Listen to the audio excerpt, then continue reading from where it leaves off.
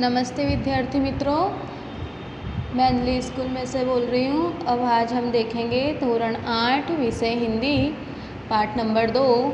इसके पहले की वीडियो में हमने आधा पाठ देख चुके थे, ईदगाह वाला, और हम उसके आगे से अब देखेंगे जहाँ से हमारा पाठ बाकी रह गया था। अब हम देखेंगे, हमीदा ने खंजरी की और उपेक्षा से देखा, बोला मेरा चिमटा चाहे तो तुम्हारी खंजरी का पेट फाड़ ले, बस एक बड़े चमड़े की झिल्ली लगा दे। धप धप बोलने लगी। हमीदा चिमटा लाई तो वो कह रही है कि तुम्हारी खंजरी का पेट फाड़ डाले, बस एक चमड़े की झिल्ली लगा दी। धप धप बोलने लगी, जरा सा पानी लग जाए तो ख़त्म हो जाए। मेरा बहादुर चिमटा आग में, पानी में, आंधी में, तूफान में बराबर डटा रहेगा। हमीदा कह रही है कि मेरा ये चिमटा बहादुर आग में, पानी में, तूफान में, सभी चीज़ में बराबर डटा रहेगा। चिमटा ने सभी को मोहित कर लिया, लेकिन अब पैसे किसके पास धरे हैं। फिर मेले में बहुत दूर निकल आए हैं। धूप तेज हो रही है, घर पहुंचने की जल्दी है। बड़े से जिद कर रहे तो चिमटा नहीं मिल सकता। कह रहे हैं कि अब बहुत देर हो चुकी है, अब सभी को घर पहुंचने की बड़ी जल्दी है। अब कितना भी जिद करे तो हमें चिमटा नहीं मिल सकता, क्योंकि उन्होंने सारे पैसे सब चीज़ों में खर्च कर दिए थे। हमीदा है बड़ा चालाक, इसीलिए उसने अपने पैसे बचाकर रखी थे। सब ऐसा कहते हैं कि हमीदा बड़ा ही चालाक है, इसीलिए उसने अपने पैसे बचा कर रखे थे और उसने लास्ट में चिमटा खरीद लिया। और औरों ने 3-4 आने पैसे खर्च किए पर कोई काम की चीज़ न ले सके। हमीदा ने 3 पैसे में रंग जमा लिया। कह रहे हैं कि औरों ने 3-4 पैसे खर्च किए हैं लेकिन बिना कोई काम की चीज़ नहीं ली है। हमीदा ने 3 पैसे में रंग जमा लिया, कि हमीदा ने 3 पैसे में ही इतनी अच्छी वस्तु ली कि उसका रंग जम गया, कि उसने इतनी अच्छी सामान ली। और काम क्या सामान लिया। खिलौना का क्या भरोसा, टूट फूट जाएगा। हमीदा का चिमटा बना रहेगा बरसों। कह रहे हैं कि खिलौना का क्या भरोसा, खिलौना तो आज नहीं तो कल टूट जाएगा, लेकिन हमीदा का जो चिमटा है वो तो बरसों मतलब सालों साल तक चलेगा। मोहसिन ने कहा, जरा अपना चिमटा तो दो, हम भी देखें, तुम्हारा भिस्ती लेकर देखें। वह कह मोहसिन कह रहे हैं कि अपना चिमटा तो दो, हम भी चिमटा देखें। मौदूद और नूर ने भी अपने अपने खिलौने पेश किए, मतलब सभी ने अपने अपने खिलौने दिखाए। हमीदा को इन शर्तों का मानने में कोई आपत्ति न थी कि चिमटा बारी बारी से सबके हाथ में गया और उनके खिलौने बारी बारी से हमीदा के हाथ में आया। कितना खूबसूरत खिलौना है, कि जो खिलौना लाई थी हमीदा, वो सभी ने बारी बारी से उसका खिलौना देखा और कहा कि यह कितना खूबसूरत खिलौना है। रास्ते में मौदूद को भूख लगी, उनके बाप ने केले खाने को दिए। मौदूद ने केवल हमीदा को अपना साथी बनाया। उनके अन्य मित्र मुंह ताकते रह गए। ये उससे चिमटा का प्रभाव था। कह रहे हैं कि उन्हें जब भूख लगी तो उनके पिताजी ने उन्हें केले खाने को दिए, तो उनका साथी सिर्फ उन्होंने हमीदा को बनाया था, तो उसने हमीदा को ही दिया, बाकी साथी उनका मुंह देख रहे थे।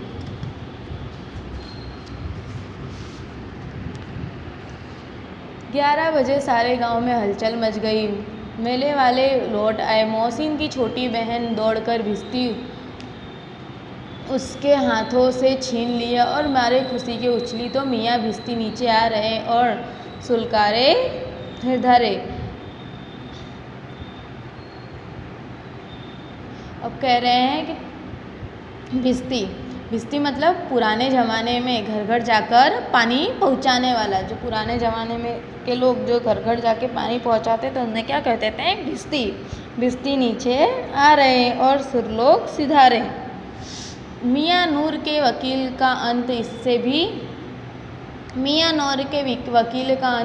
भी ज़्यादा गौरवमय हुआ। वकील जमीन पर यह तक पर बैठे नहीं सकते, उनकी मर्यादा का विचार तो करना ही होगा। दीवार में 2 खूंटियाँ गाड़ी गई हैं, पर उनकी लकड़ी का एक पटरा रखा गया पटरे पर कागज का एक कालीन बिछाया गया है। वकील साहब राजा भोज की भरती सिंहासन पर विराजे हैं। वकील साहब राजा भोज की तरह सिंहासन पर विराजे हैं। नूर ने उन्हें पाँख झलाना शुरू किया। अदालत में खास की टट्टियों और बिजलियों के पंखे होते हैं। क्या यह मालूमी पंखा भी न हो? कहते हैं कि वहाँ पर तो अदालत में सारी अच्छी अच्छी चीज़ें होती हैं, क्या ये मामूली पंखा भी नहीं होता?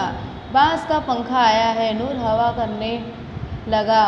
मालूम नहीं पंखे की हवा से या पंखे की चोट से वकील साहब सर्वलोक या मृत्युलोक में आ रहे हैं। उनका मट्टी का चोला माटी में मिल गया। वह कह रहे हैं कि समझ में नहीं आ रहा है कि वकील साहब स्वर्गलोक से आ रहे हैं या मृत्युलोक से आ रहे हैं। उनका मट्टी का चोला माटी में मिल गया।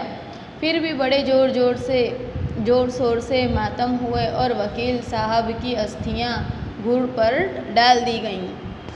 अब मियाँ हमीदा का हाल सुनिए। अमीना उनकी आवाज़ में सुनते ही दौड़ी और उसके गोद में उठाकर प्यार करने लगी।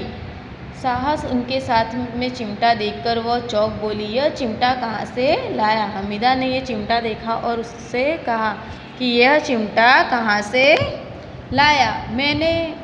मैंने मोल लिया है, कि मतलब मैंने पैसे देकर लाए हैं, कि पैसे में 3 पैसे दिए हैं। मैंने इस चिमटे के 3 पैसे दिए हैं। अमीना ने छाती पीट ली। यह कैसा बेसमझ लड़का है कि दोपहर हुआ कुछ खाया न पिया, लाया चिमटा? हमीदा वह उसकी माँ कहने लगी कि ये कैसा लड़का है कि न पूरी दोपहर हो गई, न उसने कुछ खाया न पिया, और मेले में से लाया भी तो क्या लाया? चिमटा। सारे मेले में तो तुझे और कोई चीज़ न मिली जो यह लोहे का चिमटा उठा लाया। हमीदा की माँ कह रही थी कि सारे मेले में तुम्हें कोई चीज़ ना मिली जो तुम ये लोहे का चिमटा लेकर आए। हमीदा ने अपने अपराधी भाव से कहा, तुम्हारी उंगलियां तवे से जल जाती हैं, इसीलिए मैंने लिया। हमीदा ने अपनी माँ से कहा कि आपकी उंगलियां रोटी बनाते बनाते तवा पर जल जाती हैं, इसीलिए मैंने ये लिया। बुढ़िया का क्रोध तुरंत स्नेह में बदल गया। बच्चे को कितना त्याग, कितना सद्भाव और कितना विवेक है। दूसरे का खिलौना लेते और मिठाई खाते देखकर इसका मन कितना ललचाया होगा। इतना जज्बात इससे हुआ कैसे? अमीना का मन गदगदा हो गया। अमीना के मन में खुशी हो गई, गदगदा हो गया मतलब खुशी हो गई। वो आश्चर्यचकित हो गई कि मतलब इतने उनके सब साथियों ने खाने की चीज़ें ली, खिलौने लिए, फिर भी उसका मन ललचाया। उसके बावजूद भी उसने वह सब कुछ नहीं लिया और अपनी माँ के लिए चिमटा लिया।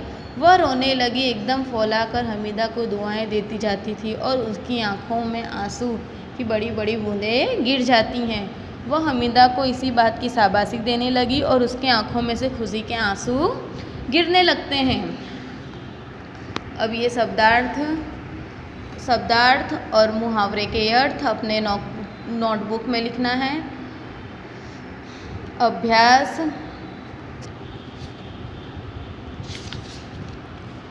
अभ्यास लिखना है और स्वाध्याय हमें अपनी नोटबुक में होमवर्क में लिखना है। इसी पाठ में से क्वेश्चन आंसर मिल जाएंगे।